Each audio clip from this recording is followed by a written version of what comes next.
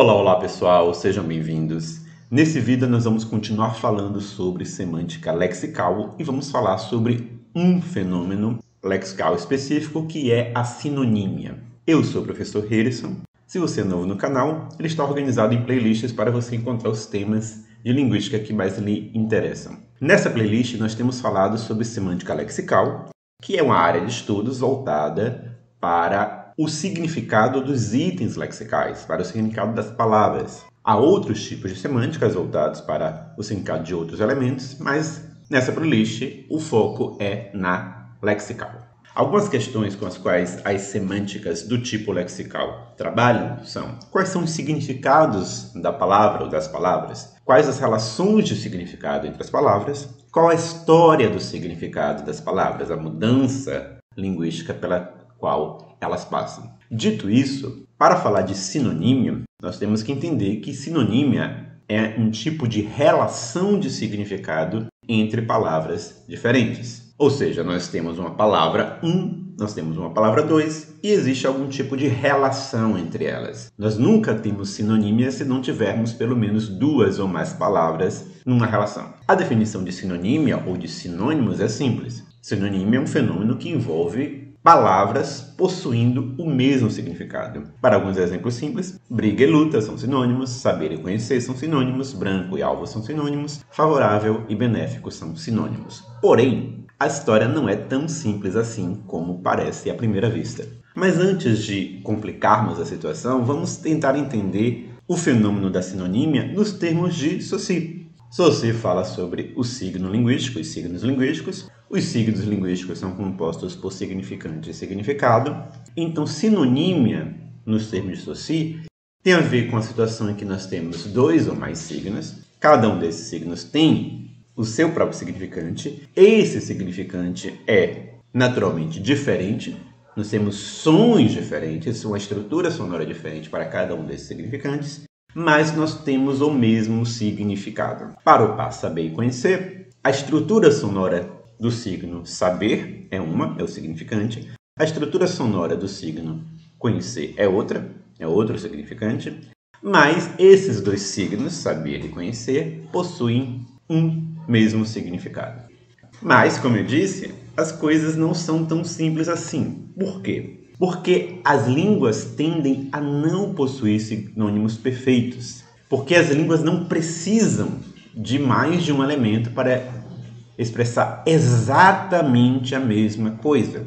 Sempre que existem palavras com o mesmo significado, quando nós olhamos a fundo, nós começamos a perceber que o significado não é igual em todos os aspectos. E mesmo se, por um acaso, surgirem palavras com exatamente o mesmo significado, existe uma forte tendência nas línguas de que essas palavras vão, com o passar do tempo, ter o seu significado se diferenciando. Elas tendem a se diferenciar com o passar do tempo. Para mostrar que as línguas tendem a não possuir sinônimos perfeitos, vamos a alguns exemplos. Como eu falei, briga e luta são palavras sinônimas, descrevem a mesma situação, o mesmo tipo de evento, mas, ao mesmo tempo que eu posso dizer que a luta durou meia hora, a briga durou meia hora, e aí nós trocamos claramente a palavra briga e a palavra hora nessa sentença, já quando falamos sobre luta livre, ou luta greco-romana, é difícil trocar essa palavra luta por briga livre ou briga greco-romana. Essa troca não funciona nesse contexto, o que significa que, apesar de luta e briga serem sinônimos, eles não são sinônimos perfeitos. Eu não posso trocar, eu não posso substituir uma palavra pela outra em todo e qualquer contexto. Da mesma maneira, eu posso até trocar na sentença foi uma luta feia por foi uma briga feia.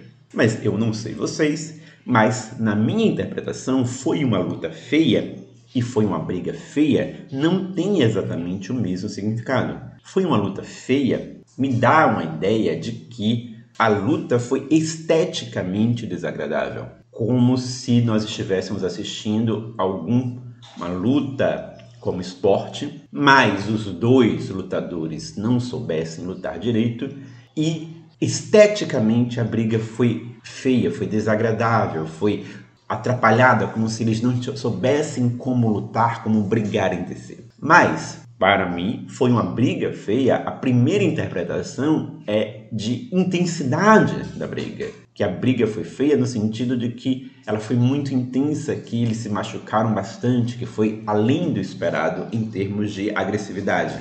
Inclusive, para mim, foi uma briga feia, pode se referir a uma situação de um desentendimento sem necessariamente haver uma luta física, de uma discordância, de uma discussão grande entre duas pessoas, intensa, mas luta feia não pode ser usada nesse mesmo sentido.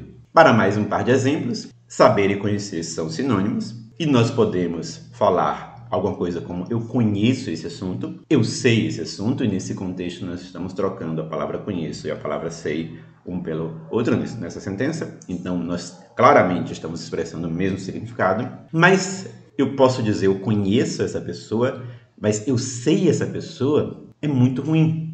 Então, nesse contexto aqui, conheço e sei não funcionam como sinônimos, no sentido de que nesse contexto é uma das palavras que cabe, que expressa o significado nessa sentença, nesse contexto, e a outra não. Da mesma maneira, eu sei como fazer acarajé, é uma boa sentença, mas eu conheço como fazer acarajé, não é uma boa sentença. Então, nós temos alguns contextos em que o significado é mais bem expresso por conhecer do que saber, e outros contextos em que o contrário acontece. Para mais um par, a palavra branco e a palavra alvo são sinônimos. Para mim é o exemplo clássico de sinonímio apresentado na escola, em aula de literatura, etc. Mas eu posso falar sobre um carro branco, mas eu não posso falar que um carro é alvo. Apesar de as duas palavras terem o mesmo significado, nesse contexto não cabe nenhuma nem outra. Da mesma maneira, eu posso falar sobre a população branca, mas a população alva é estranho. Então, não é um bom contexto para essa sinonímia. E aí fica um exercício para vocês de tentar encontrar contextos em que esses dois sinônimos, esses dois pares de sinônimos abaixo, não são intercambiáveis. Então, assassino e matador são sinônimos, mas deve haver contextos em que essas duas palavras não funcionam como sinônimos, no sentido de que eu não posso trocar uma pela outra sem mudar o significado da sentença. Da mesma maneira, reclamar e protestar são sinônimos, mas tentem encontrar contextos em que, se eu trocar reclamar por protestar, a sentença muda de significado.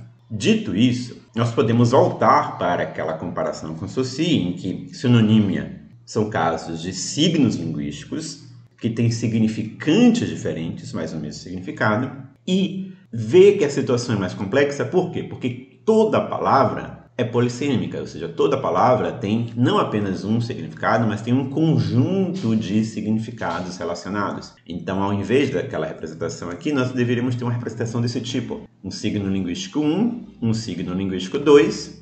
O signo linguístico 1 tem um significante, o signo linguístico 2 tem um outro significante diferente. Existe um conjunto de significados associados ao signo 1.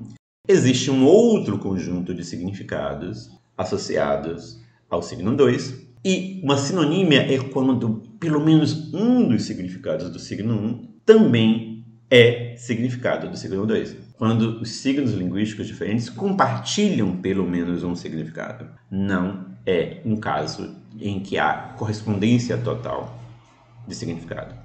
Dito isso, algo que nós poderíamos fazer para entender melhor como as sinonímias funcionam nas línguas é comparar os casos de sinonímia com os casos de empréstimos linguísticos. Porque, vejam bem, quando nós pegamos uma palavra emprestada de outra língua, duas coisas podem acontecer. A primeira coisa é essa nova palavra que nós podemos pegar emprestada corresponde a um conceito para o qual a nossa língua não tem uma palavra. Então, a palavra foi importada justamente para expressar um significado novo, ou um significado muito específico para o qual nós não tínhamos uma palavra antes. Então, nós podemos pensar em exemplos como poker, como scanner, como link, como mouse. Todas elas foram importadas para se referir a realidades novas. Então, poker foi para o jogo que não tinha, scanner para o aparelho eletrônico, da mesma forma, link para alguma coisa específica de informática, etc. Mas imagine o que acontece quando nós importamos, quando nós fazemos um empréstimo linguístico, mas a nossa língua já tem uma palavra para aquele conceito. Por exemplo, a palavra guerra é um empréstimo linguístico, mas nós já tínhamos uma palavra para guerra antes. A palavra play é um empréstimo linguístico, mas nós já tínhamos uma palavra para play antes. A palavra irmão é um empréstimo linguístico, mas nós já tínhamos uma palavra para irmão antes. O que acontece nessas situações? Acontecem, ou podem acontecer, 4 tipos de coisas diferentes. Então, a primeira situação seria o termo novo, o termo importado, pode assumir o significado do termo antigo, assumir completamente o significado do termo antigo e fazer com que o termo antigo simplesmente caia em desuso. Então, por exemplo, quando a palavra guerra entrou no latim ou no português, por contato com línguas germânicas, a antiga palavra para guerra, que era bellum, caiu em desuso. Ninguém hoje usa bellum ou belo para se referir à guerra. Da mesma maneira, quando a palavra irmão entrou no vocabulário do português por empréstimo linguístico, a antiga palavra para irmão frater também caiu em desuso. Nós não usamos frater para irmão nunca. A segunda situação é a seguinte: a nova palavra, o novo termo, pode assumir o significado do termo antigo, mas o termo antigo não cai em desuso, ele continua sendo usado na língua, mas justamente porque ele perdeu o seu lugar para a nova palavra, ele pode mudar de sentido.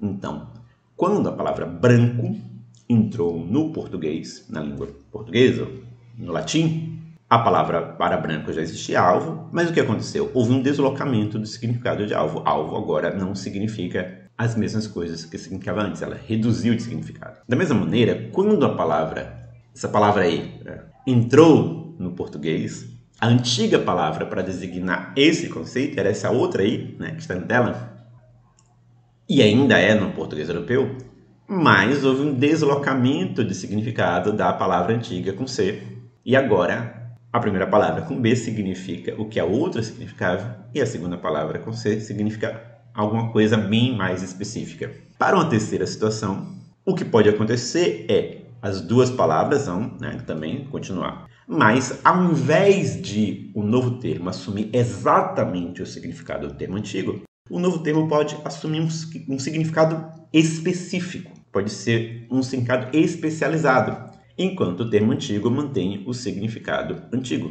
Então, por exemplo, em inglês, nós já tínhamos a palavra school, só que a palavra madrasa entrou na língua inglesa. A palavra madrasa é a palavra árabe para escola. Quando a palavra madrasa entrou no inglês, ela não entrou no sentido de escola em geral, mas entrou com o sentido específico de escolas árabes, escolas de cultura árabe voltadas para ensinar questões da língua e da cultura árabe. Então, o novo termo entrou com um significado mais específico e não com o mesmo significado do termo antigo. Também em português, nós já tínhamos a palavra tocar, a palavra play entrou no português, mas com um sentido muito específico. Nós não falamos, eu estou aprendendo a playar violão. Nós ainda falamos que nós estamos aprendendo a tocar violão, tocar piano, tocar uma música.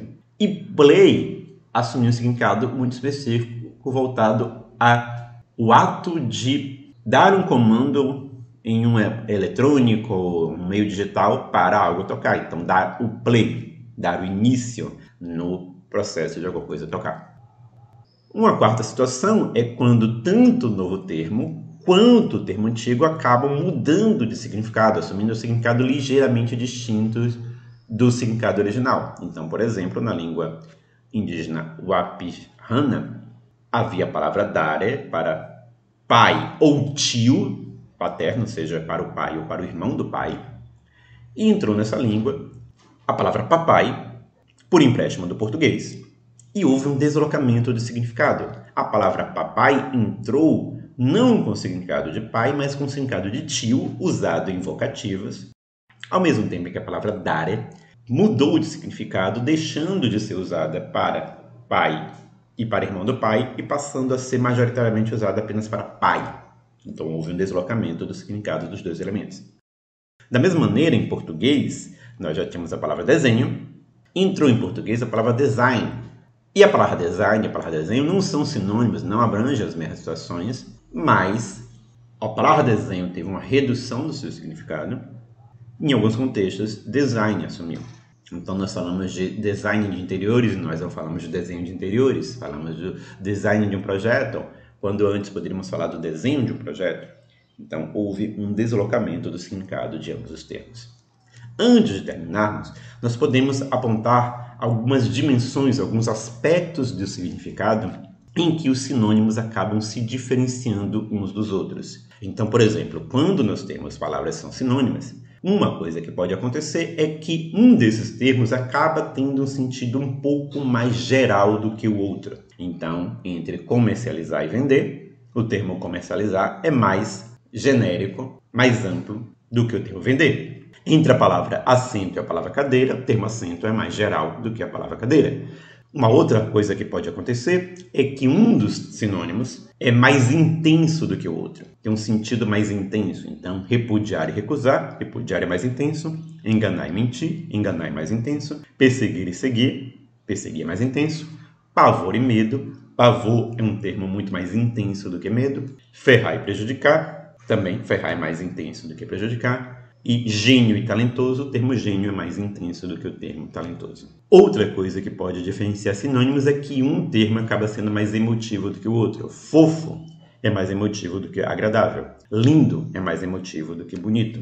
Uma quarta coisa que pode acontecer para diferenciar sinônimos é que um deles pode ter algum tipo de sabor moral, pode designar uma aprovação ou uma censura moral, enquanto o outro pode ser um termo mais neutro. Entre pau mandado e obediente, um indica reprovação moral, outro indica aprovação moral. Avarento e econômico, também nós temos a mesma situação. Entre assassinar e matar, apesar de ambos os termos serem termos para uma realidade intrinsecamente negativa, o termo matar é mais neutro. O termo assassinar envolve um tipo de reprovação moral e matar não necessariamente. Entre torrar e gastar, torrar indica uma reprovação moral. Entre desperdiçar algo e aproveitar algo, desperdiçar indica uma reprovação moral. Uma quinta coisa que pode acontecer é que entre dois sinônimos, um pode ser um termo mais técnico ou mais profissional do que o outro. Óbito versus morte, obturar versus arrancar, inicializar versus iniciar, operar no sentido de operar no mercado versus trabalhar no mercado, adquirir versus comprar. Outra coisa que pode acontecer é que um dos termos pode acabar tendo um uso mais literário do que o outro. Destemido e corajoso, destemido é mais literário, alvo e branco, temor e medo, altíssimo e Deus, por exemplo. Uma sétima forma de diferença entre sinônimos pode ser que um dos termos pode ser mais coloquial do que o outro. Empacotar versus morrer, brabo versus zangado, surrupiar versus roubar, bunda versus nádegas. Ou um termo pode ser mais localizado geograficamente, pode ser um termo mais dialetal. Buzu versus ônibus, buzu é o termo usado em Salvador.